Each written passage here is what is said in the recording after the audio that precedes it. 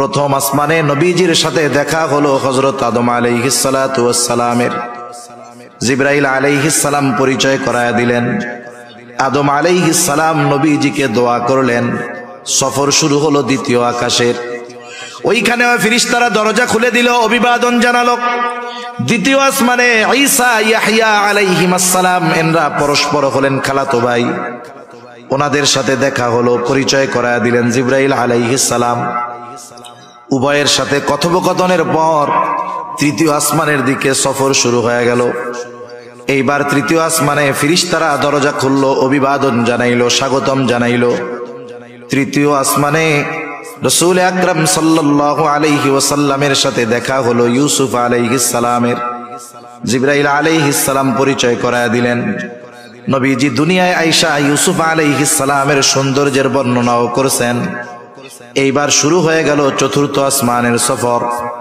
চতুর্থ আসমানের দরজা খুলে দেওয়া হলো, ফেরেশতারা নবীজিকে অভিবাদন জানাইলেন।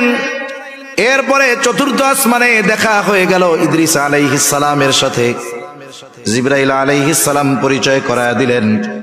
ইদ্রিস আলাইহিস সালাম অন্যান্য নবীদের মতো দোয়া করলেন। সফর শুরু হয়ে গেল পঞ্চম আসমানের। দরজা খুলে দেওয়া হলো, ফেরেশতারা নবীজিকে অভিবাদন জানাইলেন। পঞ্চম আসমানে গিয়ে সাক্ষাৎ হলো মুসা হারুন আলাইহিস সালামের সাথে। হারুন আলাইহিস সালাতু ওয়াস সালাম তার সাথে পরিচয় হলো, দোয়া কইরা দিলেন। এইবার সফর শুরু হয়ে গেল ষষ্ঠ আকাশের। আকাশের দরজা খোলা হলো। ষষ্ঠ আকাশে মুসা আলাইহিস সালামের সাথে দেখা হলো। জিবরাইল আলাইহিস সালাতু ওয়াস সালাম পরিচয় করায়া দিলেন। এইবার সপ্ত আকাশের দিকে নবীজিকে নিয়ে জিবরাইল আলাইহিস সালাম রওনা হয়ে গেলেন। সপ্ত আকাশের দরজা খুলে দেওয়া হলো, ফেরেশতারা অভিবাদন জানাইলো। সপ্ত আসমানেই আছে বাইতুল মামুর, একেবারে আমাদের দুনিয়ার বাইতুল্লাহ যেই জায়গায়, ওই বরাবর সোজা সপ্ত আকাশের উপরে একটা মসজিদ আছে। ওই মসজিদের নাম হলো বাইতুল মামুর। সুবহানাল্লাযী আসরা বিআবদিহি লাইলাম মিনাল মাসজিদিল হারাম ইলাল মাসজিদিল আকসাল্লাযী বারাকনা হাওলাহু লিনুরিয়াহু মিন আয়াতিনা। আল্লাহ রাব্বুল আলামিন বলেন, পবিত্র মহিমান্বিত তিনি, পুত পবিত্র তিনি, যিনি তার বান্দাকে রাত্রিকালীন ভ্রমণ করিয়েছেন। ভ্রমণটা পুরা রাত্র ব্যাপী হয়েছে তা নয়, রাতের কিছু অংশে এই ভ্রমণটা সম্পূর্ণ হয়েছে। বিআবদিহি তার বান্দাকে। আল্লাহ রাব্বুল আলামিন আমার আপনার নবীজিকে বলতেছেন আমার বান্দা, আমার বান্দা। মনে রাখবেন, দুনিয়ার মানুষের গোলাম যদি কেউ হয়ে যায় এতে তার সম্মান কমে যায়, কিন্তু কোন ব্যক্তি যদি আল্লাহর গোলাম হয়ে যায় তার মর্যাদা সম্মান আরো বেড়ে যায়। দুনিয়ার কেউ যদি আমার আপনার ব্যাপারে বলে এটা আমার গোলাম, তাহলে ইজ্জত সম্মান থাকবো। কিন্তু আল্লাহ তাআলা যদি কাউকে বলে আমার গোলাম, আমার গোলাম, আমার বান্দা, তার সম্মান মর্যাদা কত উঁচু পর্যায়ের এটা বোঝা যায়। কারণ ঈসা আলাইহিস সালাতু ওয়াস সালামকে ইহুদিরা বলতেছে এটা হলো আল্লাহর সন্তান, অপবাদ দিচ্ছে। ঈসা আলাইহিস সালাম মায়ের কোলে কি জবাব দিছে? খ্রিস্টানেরা বলে ঈসা হলো আল্লাহর সন্তান, আর ঈসা আলাইহিস সালাম বলেন ইন্নী আবদুল্লাহ আতানিয়াল কিতাবা ওয়া জাআলানি নাবিয়্যা। বলে আমি হলাম আল্লাহর বান্দা। ইন্নী আবদুল্লাহ, কার বান্দা? আমি আল্লাহর বান্দা। যারা পরিপূর্ণ গোলাম হয় এরা দামি। গোলাম মানে কি জানেন? গোলাম মানে হইল যার ইচ্ছাটাও নিজের ইচ্ছায় চলবে না, আমার ইচ্ছাটাও হবে কার ইচ্ছাধীন?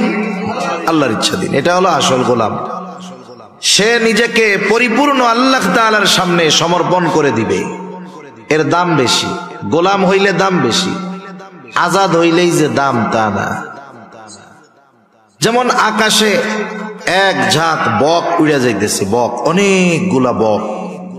এক বন্ধু আর এক বন্ধুকে বলতেছে, দোস্ত বকগুলা দেখছো? বলে হ্যাঁ দেখছি, খাইতে খুব মজা লাগে তো বকের গোশত। বলে তোমার কাছে এই আকাশে ওই জায়গায় 1000 খানিক বক হবে, তোমারে আমি বেচা দিলাম, এর দাম আমারে 500 টাকা দাও। 1000 বক সব তোমারে দিয়ে দিলাম, আকাশে যেই কয়টা আছে। কোন বলদে 500 টাকা কেন, 5 টাকা দিব? 5 টাকা দিয়াও ওই আজাদ বক কিনবে না। আপনি যদি খাঁচায় বন্দি করে একটা বক নিয়ে আসেন, যে ধরো এটা 500 টাকা দাও, বাজারে উঠাবেন, দেখবেন সিরিয়ার লেগে যাবে। যদি বড় সড়ো হয় 1000 টাকা দিয়ে কেনার লোক পাওয়া যাবে। এই জন্য আজাদ স্বাধীন হইলেই দামি হয় না, বরং কেউ যদি আল্লাহর গোলাম হতে পারে, গোলামের খাঁচায় আবদ্ধ হতে পারে, তাহলে আল্লাহ তাআলার কাছে দামি হয়ে যায়। দুনিয়া আখিরাতে আল্লাহ তাআলা তাকে দামি বানায়া দেয়। আল্লাহ রাব্বুল আলামিন বলেন, লাইলাম মিনাল মসজিদিল হারামি ইলাল মসজিদিল আকসা। তার বান্দাকে তিনি রাত্রিকালীন সফর করিয়েছেন মসজিদুল হারাম থেকে মসজিদে আকসা পর্যন্ত। আমি দুইটা বিষয় মূলত আপনাদের খেদমতে কিছু কথা বলতে চাই। একটা হলো নবীজির মেরাজ সংক্রান্ত, দ্বিতীয়টা হলো মসজিদুল আকসা সংক্রান্ত। কারণ মেরাজের সাথে মসজিদুল আকসার সাথে বড় একটা সম্পর্ক আছে। আর এই সময়ে ফিলিস্তিনের মাজলুম মুসলমানদের উপরে ওই বর্বর ইসরায়েলিরা যেই জুলুম, অত্যাচার, নির্যাতন চালাচ্ছে, তাদেরও মূল টার্গেট হলো এই মসজিদুল আকসা। আমরা অনেক সময় ভাবি যে ইহুদিরা মনে হয় এই যুদ্ধটা করতেছে, অনেক উদ্দেশ্য আছে। না না, গোটা দুনিয়ার ইহুদিরা একজনের আগমনের অপেক্ষায় আছে। বলেন তো তার নাম আপনাদের জানা আছে? কি বলেন তো তার নাম? দাজ্জালের আগমনের অপেক্ষায় আছে। দাজ্জাল কখন আসবে? ওদের মন গড়া কিছু কাহিনী আছে, ঘটনা আছে, গল্প আছে, যেগুলো নিজেদের বানানো।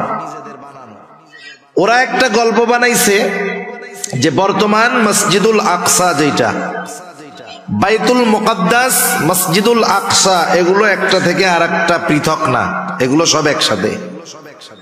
আপনারা যদি দেখে থাকেন দেখবেন মসজিদুল আকসা তথা বাইতুল মুকাদ্দাস 4 দিক দিয়ে দেওয়াল দিয়ে ঘেরা আছে। ওই পুরাটা জায়গা, ওর ভিতরে যতগুলো স্থাপনা আছে সব বাইতুল মুকাদ্দাস এর ভিতরে।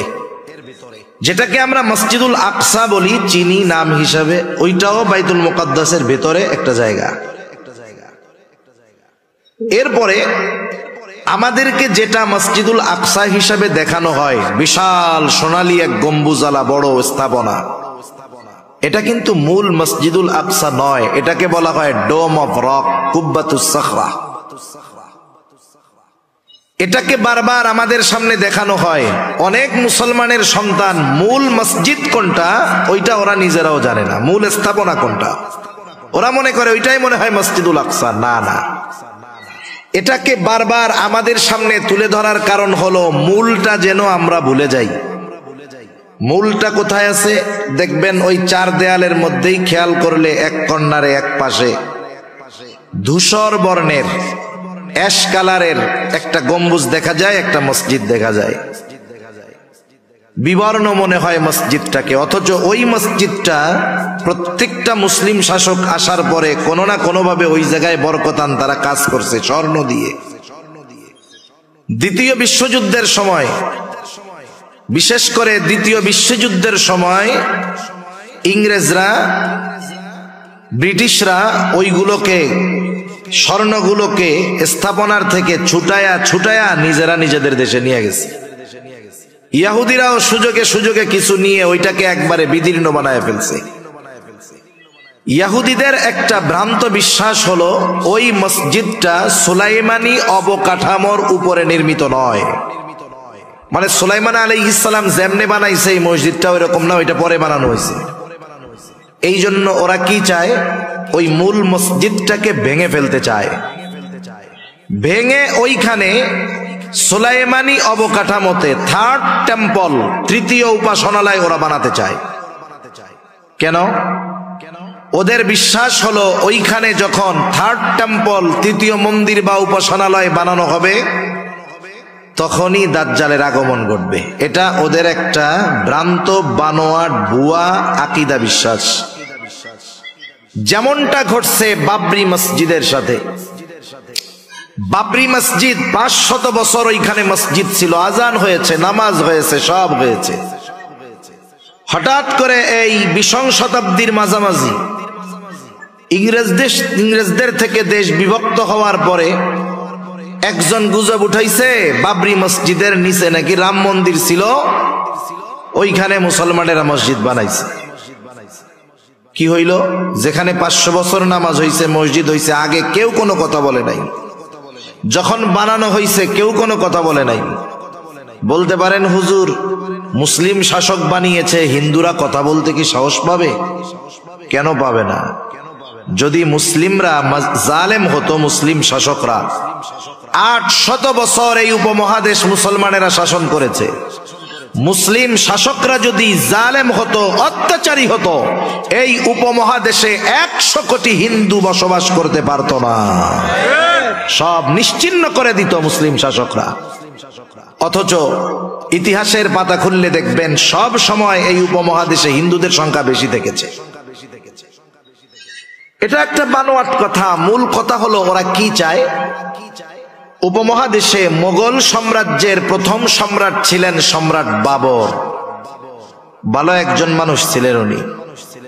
মূলত যারা হিন্দুত্ববাদ প্রতিষ্ঠা করতে চায় ওরা গোটা ভারত থেকে, উপমহাদেশ থেকে মুসলমানদের স্থাপনা এবং মুসলমানদের নাম চিহ্ন এরা মুছে দিতে চায়।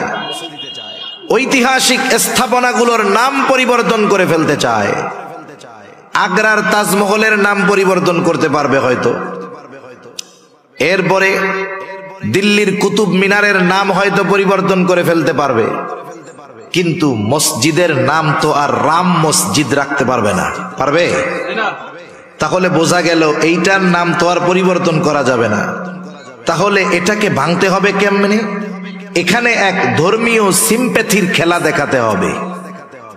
এই ধর্মীয় বিষয়টাকে কাজে লাগিয়ে ওরা ওখানে গুজব ছড়াইয়া দিল এর নিচে রাম মন্দির ছিল, মুসলমানরা জোর করে এই মসজিদ করেছে, সুতরাং এই মসজিদ রাখা যাবে না। এক সময় মসজিদ ভেঙে ফেললো, এই মামলা কোর্টে গেল, যা হবে তাই ম্যাচ ফিক্সিং করাইতো।